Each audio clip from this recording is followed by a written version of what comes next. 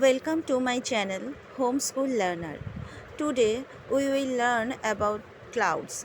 In meteorology, a cloud is an aerosol consisting of a visible mass of minute liquid droplets, frozen crystal or other particles suspended in the atmosphere of a planetary body or similar space. Water or various other chemicals may compose the droplets and crystals. On Earth, clouds are formed as a result of saturation of the air when it is cooled to its dew point or when it gains sufficient moisture, usually in the form of water vapor, from an adjacent source to raise the dew point to the ambient temperature. They are seen in the Earth's atmosphere, which includes the troposphere, stratosphere, and mesosphere. Nephrology is the science of clouds which is undertaken in the cloud physics branch of meteorology. There are two methods of naming clouds in their respective layers of the homosphere, Latin and common. The atmospheric layer closest to Earth's surface have Latin name due to the universal adoption of Luke Howard's nomenclature that was formally proposed in 1802. It became the basis of a modern international system that divides clouds into five physical forms, which can be further divided or classified into altitude levels to derive 10 basic genera. The main representative clouds type for each of these forms are stratus, cirrus, stratocumulus, cumulus, and cumulonimbus. Low-level clouds do not have any altitude-related prefix. However, mid-level stratiform and stratocumuliform types are given the prefix, although while high-level variants of these same two forms carry the prefix serogenous types with sufficient vertical extent to occupy more than one level do not carry any altitude related prefix. They are classified formally as low or mid level depending on the altitude at which each initially forms, and are also more informally characterized as multi-level or vertical.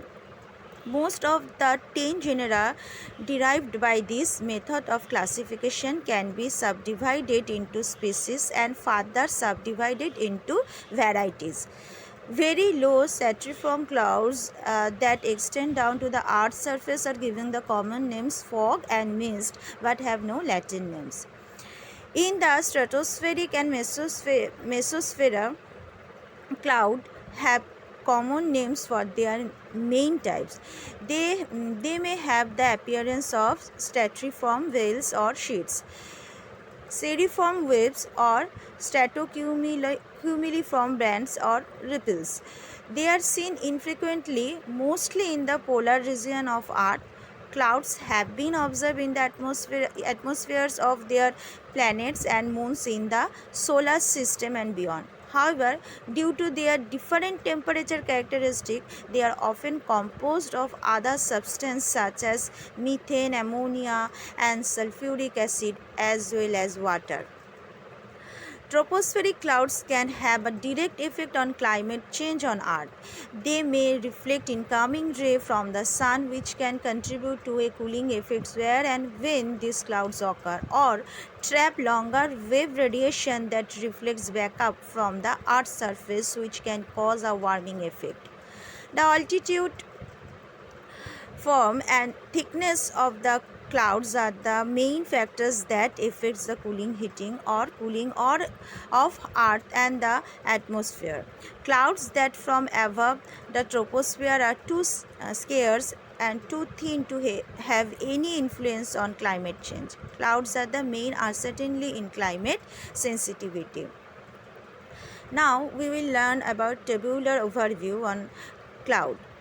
The table that follows is very broad in scope. It draws from several methods of cloud classification, both formal and informal, used in different levels of the Earth homosphere by a number of cited authorities, especially with respect to forms, altitude levels, forms and levels, towering vertical clouds, and clouds above the troposphere.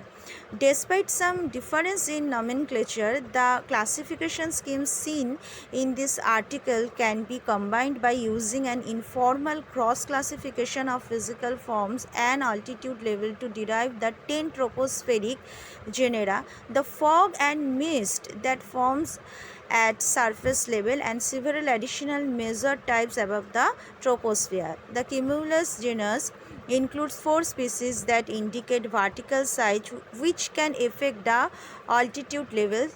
This table should not be seen as a strict or singular classification but as an illustration of how various major cloud types are related to each other and defined through a full range of altitude levels from Earth's surface to the edge of space.